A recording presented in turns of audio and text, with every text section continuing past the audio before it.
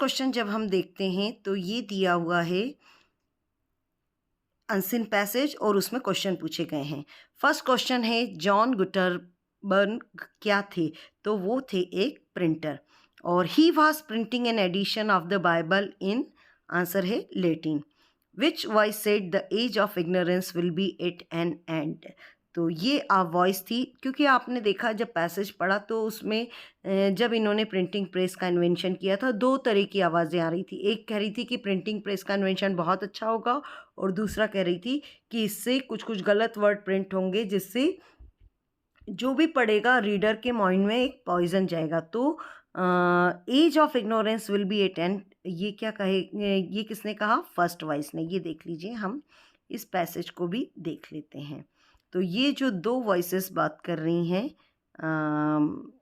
ये देखिए first voice क्या कह रही है।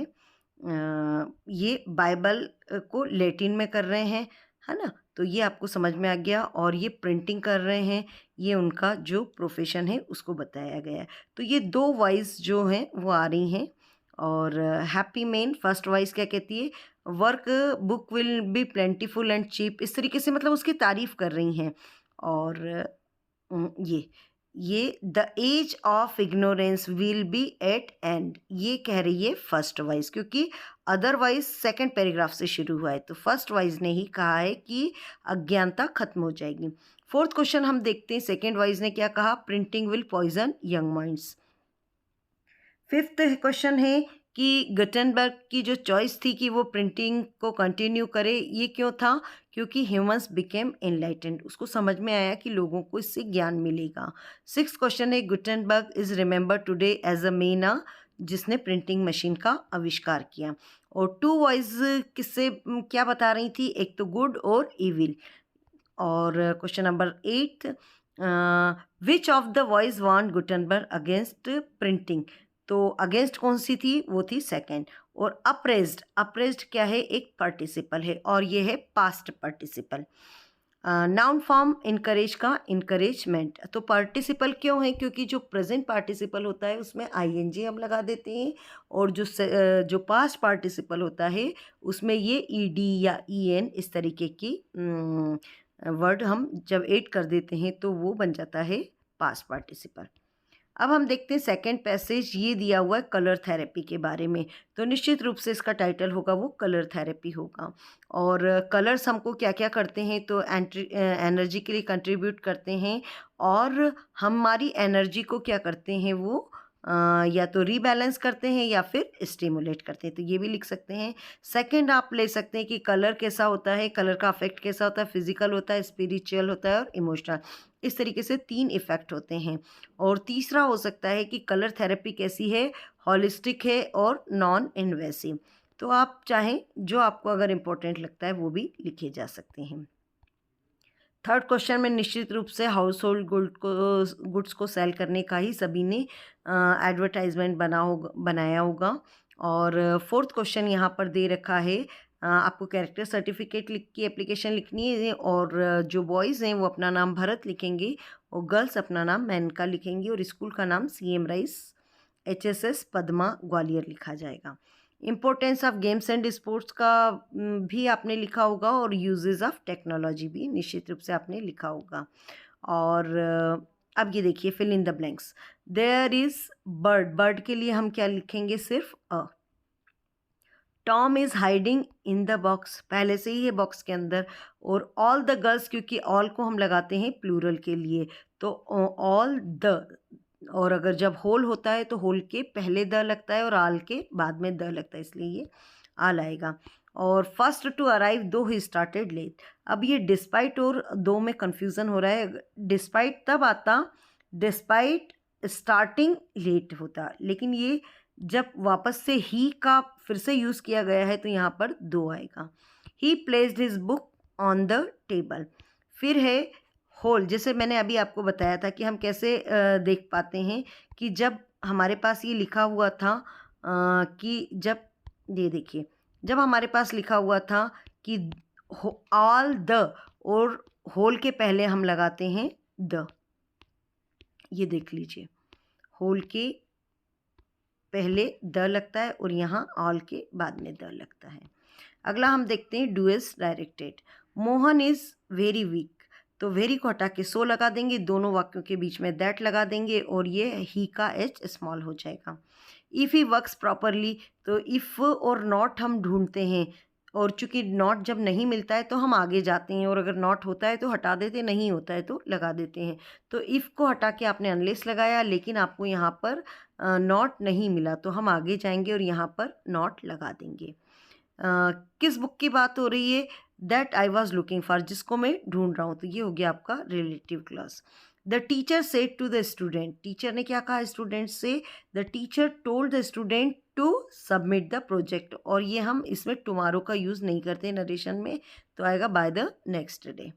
एज सुन इसको हटाया और क्या लगाएंगे? नो सूनर, और ये सा दिया हुआ है इसलिए आ जाएगा C. No sooner did the thief see the police, और कॉमा को हटाकर देन लग जाएगा। फिर है आई ऑलवेज हेल्प्ड हिम, तो ये हो जाएगा पास्ट परफेक्ट के लिए हमको क्या करना पड़ेगा? हेड लगाना पड़ेगा। आई हैड ऑलवेज, हेल्प की जगह हो जाएगा ये हेल्प्ड, क्योंकि वर्ब का थर्ड फॉर्म ज़रूरी है। अब यहाँ पर क्वेश्चन देखते हैं कि सुजैन और जॉनथन, इनकी एज क्या है? तो सुजैन की एज है 7 और जॉनथन की है 6 ईयर्स। फिर है ऑक्यूपेशन क्या था राइटर का? वो था बिजनेसमैन, यहाँ पर बताया भी गया है 37 ईयर्स ओल्ड बिजनेसमैन। फिर है where did the family set sail from, कहाँ से चली थी इनकी फैमिली? वो चली थी इंग्लैंड से, इंग्लैंड टू, ये लिखा हुआ है इंग्लैंड से चली थी। नेक्स्ट है कि उनके बोट का क्या नाम था? बोट का नाम था वेववाकर। और सिमिलर वर्ड कौन सा नहीं है लेज़र का? तो ये एक बार आप जब देखते हैं तो आपको लेज़र का फ्री टाइम एकदम से आप लगा देते हैं, लेकिन यहाँ पर पूछा था कि नॉट सिमिलर, तो इसलिए आपको बाकी सारे ऑप्शंस भी पढ़ने हैं, क्योंकि free time, spare time, ideal hours, इन सब का मीनिंग ही होता है लेज़र, तो इसलिए डिफ़िकल्ट टाइम इसका करेक्ट आंसर है जो इससे मैच नहीं करता। अगला है child is built to my design, तो ये पूरी पोएट्री है और इस पर आधारित एक्सट्रैक्ट है। What kind of child had he desire to design, तो किस तरीके का बच्चा वो चाहता है जो पेरेंट फादर हैं? That doesn't share his preferences. फिर है सेकंड कि फादर और सन की रिलेशनशिप किस तरीके की थी? क्योंकि बहुत अच्छी रिलेशनशिप नहीं थी, तो वो कैसी थी? स्ट्रैंड थी। दिस लाइन्स प्रेजेंट कैसी क्या बता रही हैं? हेल्पलेसनेस, कितना असहाय हो गया है उसका फादर, ये बताया है। और अगला पैसेज है the above extract has been taken from summer of the beautiful white horse, summer का ये देख के आपको आइडिया लगी गया होगा। और मुराद किस समय मिले थे स्पीकर से? तो ये शुरुआत में ही दिया हुआ है, डे ब्रेक के समय पर मिले थे। और किस लैंग्वेज में मुराद बात कर रहा था? तो वो है अर्मेरियन। हाँ, ये क्वेश्चन और छूट गया कि वो टाइम बताना है मॉर्निंग का when day light first appear, सबसे पहले जब दिखती है तो वो समय होता है डे ब्रेक। क्वेश्चन को हम शॉर्ट में देख लेते हैं। देखिए, sparrow how did the sparrow express their sorrow when the grandmother died, जब दादी की डेथ हो गई थी तो चिड़िया किस तरीके से अपना दुख बता रही थी? एक तो वो बहुत साइलेंट हो गई थी, कुछ भी आवाज़ नहीं कर रही थी और उन्होंने ब्रेड क्रम्स को भी नहीं खाया था। We are not afraid to die even, ये इसको कंप्लीट करना है आपको कि if we can all be together, कि यानी बच्चे कहते हैं कि यदि हम साथ में हैं तो हमें मरने से डर नहीं लगता। तीसरा क्वेश्चन है सिटी स्कैन जो हुआ किंग टट की मम्मी का, उससे क्या रिजल्ट मिला?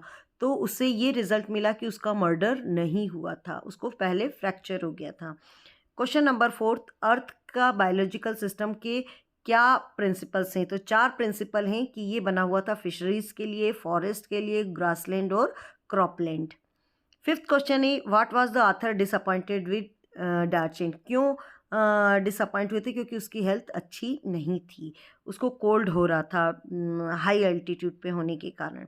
और आथर का जो पर्पस है वो माउंट कैलाश का वो क्या है? तो जो हमारे हिंदू धर्म है उसमें हम जो मानते हैं कि ये हिंदू के साथ में बौद्ध धर्म का भी बताया है इसमें कि जिस तरीके से हमारी जर्नी कंप्लीट होती है, तो कोरा को कंप्लीट करने के लिए वो माउंट कैलाश गए थे। और किंग टट की बॉडी को जो ट्रेजर्स है उसके साथ में क्यों बरी किया गया था? उनको जब दफनाया गया तो उनके साथ में हीरे जवाहरात या क्यों सब रखे गए, तो इसलिए क्योंकि वो सोचते थे कि लाइफ आफ्टर डेथ है, डेथ के बाद में भी लाइफ है, तो वो उनको सहयोग करेगी अगर उनके ट्रेजर्स उनको दे दिए जाएंगे, ये सोच के दिया जाता था। अगर कोई बच्चा ये लिखता है कि उनका कल्चर था तो ये भी आंसर सही होगा। अगला क्वेश्चन है what does the word cardboard, cardboard क्या बता रहा है, फोटोग्राफ।